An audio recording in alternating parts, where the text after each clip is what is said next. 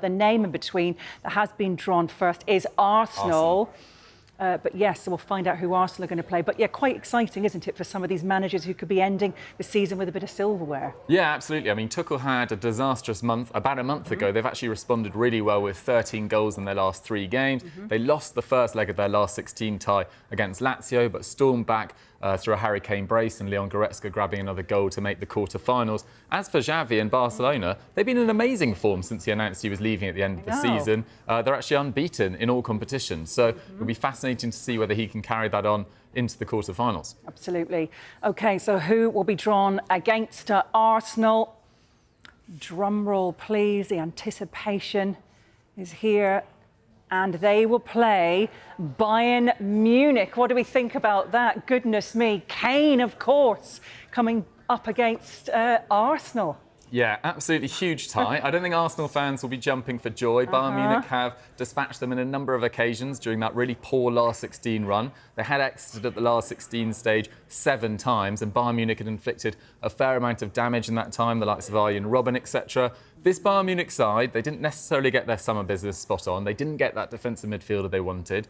João Palhinha, Chalobah, they were looking to sign on the final day as well. They are 10 points off Bayer Leverkusen in the Bundesliga, but they do carry a massive threat with Harry Kane, Leroy Sané, Serge Gnabry, Kingsley Coman might be back from injury as well. So this is not an ideal tie for Arsenal. OK, so Atletico Madrid have just been drawn out of the next ball. Goodness me, who on earth could they potentially be up against? They, of course, lost to Manchester City, didn't they, on aggregate already at this stage of the competition? Yeah, Atletico Madrid haven't had a great time in the Champions League in recent years, but it does feel like a very different side to their usual defensive, deep block side. Only Man City have scored more goals than them in the competition. They've scored 19. Man City, the runaway top scorers, with 24. But in Griezmann, Depay, Morata, they've definitely got enough threats to trouble anyone. And they will take on Borussia Dortmund. So Atletico Madrid against Dortmund. How on earth is that one going to pan out? Goodness me. Yeah, this will be fascinating, to be honest. I think they are 2 of the underdogs remaining in this competition. So to definitely have one of them in the semi-finals is a great call for both of them. Simeone will be absolutely delighted with that. And I think Edin Terzic will fancy himself as well. Jadon Sancho getting on the score sheet the other night with Marco Reus, Nicholas Füllkrug. They definitely carry a threat there, Dortmund as well. And their Champions League form, as I said a few minutes ago, has been excellent this season. Just 1 defeat in this year's competition, and that came against PSG on the opening day. So both those sides will think they've got a lot of hope of going through. I think that was Real Madrid, the most successful team, of course, in this tournament. It's nice to see, actually, Spanish teams not going to be facing each other. We've got 2 English teams not going to be facing each other at this stage. We wondered if there could be 2 German teams facing each other, but it's not played out that way. I think we were hoping, just for the interest, that it wasn't going to be Arsenal up against Manchester City. But, it is City, Manchester City up against Real Madrid. What a tie that is. The most exciting that has been drawn so far, do you feel? Yeah, I think so. Definitely the 2 probably favourites for this year's competition. As we keep on saying, Real Madrid, the 14-time champions. That's more than double, or that is exactly double, sorry, anyone else. AC Milan next on 7. These 2 did meet in the semi-finals last year. They lost. Man City, exactly. Man City put an amazing performance. I think they beat them 5-1. That was an exceptional performance. 4-0 at home, I believe it was. Man City last year beat Bayern Munich. They beat Real Madrid. So they'll think they've got the belief to beat these bigger sides. But with Vinicius Jr. in such magnificent form, Jude Bellingham having already scored 20 goals in all competitions, that is not who you want to be drawing at the quarter-final stage. And we now know they have just drawn Paris Saint-Germain, and they will be taking on the only team left and out of this ball that is just about to be drawn will be, let's just see, just confirmation.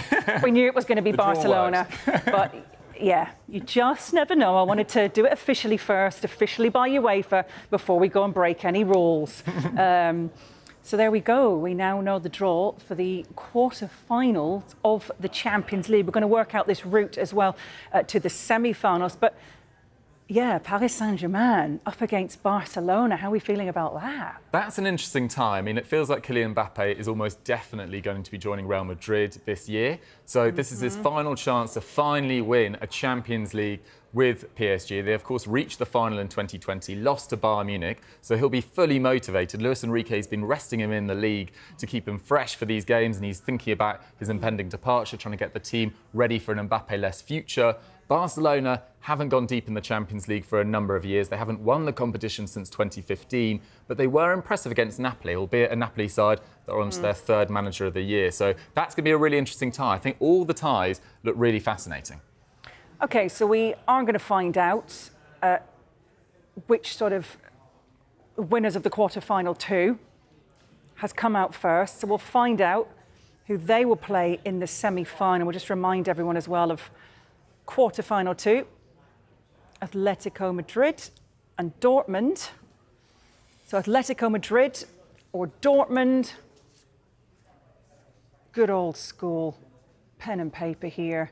Will take on the winners of quarter-final. Fingers covering the piece of paper that we're eagerly trying to see there. So yeah, Paris, PSG or Barca. Oh my goodness. Yeah, there's going to be an underdog in the final. Arsenal and City could meet in the other one. So that's what we know about the other tie. Yeah, we know we've got Arsenal, Man City, Bayern Munich and Real Madrid on one side of the draw. That is absolutely blockbuster. On the other side of the draw, there's going to be an underdog in the final. It's going to be Dortmund, Atletico Madrid, Barcelona or PSG, all of which will be desperate, but they'll go into that final as underdog based on their league performances this year.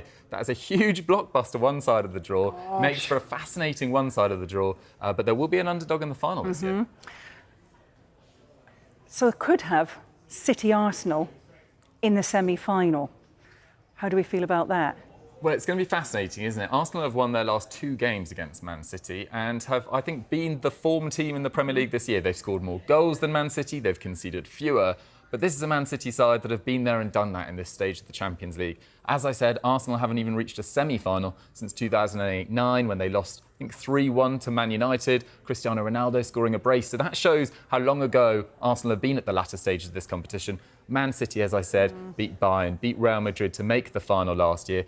Beat Inter Milan, weren't necessarily at their best. But that could be a fascinating semi-final clash. But to be honest, I think they both need to be focusing on their quarter-final opponents. Bayern Munich for Arsenal, that's far from ideal. Real Madrid, Man City won't be happy with that whatsoever.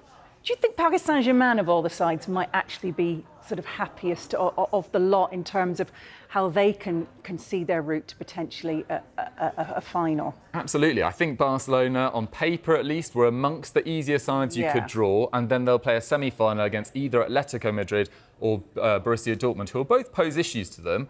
But PSG haven't necessarily been at their best in this year's competition. They finished behind Dortmund in the group stage. So that'll be really interesting to see whether they've picked up top form by the time a potential semi-final comes around. OK, so goodness me, here we go. We're just going to tell you, you can see a little bit across the bottom of the screen who will be facing who as well. All eyes were on Arsenal and Manchester City, but the quarter-final draw is this: Arsenal up against Bayern Munich. It is Atletico Madrid, so the Spanish side's being kept apart at this stage, up against Borussia Dortmund. Real Madrid, Manchester City, goodness me, Paris Saint-Germain against Barcelona.